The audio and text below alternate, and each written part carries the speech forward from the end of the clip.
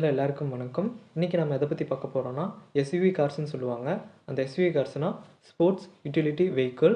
இந்த sports utility வெஹிக்கிள்னால் நம்ம ஆர்டினரியாக use பண்ணுற பேசஞ்சர் கார்ஸை ஒரு அப்கிரேட் பண்ணி எஸ்யூவியாக மாற்றுறாங்க. அதாவது ஆஃப் ரோட் கார்ஸோட ஃபியூச்சர்ஸை இந்த பேசஞ்சர் கார்ஸுக்கு கொண்டு வராங்க.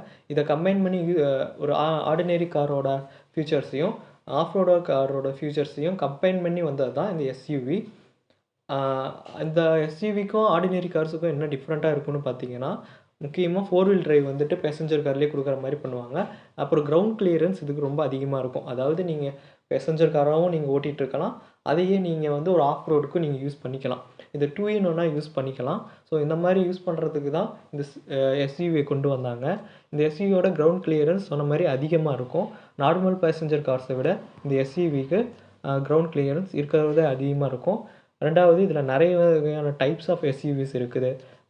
Micro SUV, subcompact SUV, compact SUV, full size SUV, அப்புறம் கூப்பே எஸ்யூவி, அப்புறம் லக்ஸூரியஸ் எஸ்யூவி, இந்த மாதிரி நிறைய டைப்ஸ் ஆஃப் எஸ்யூவி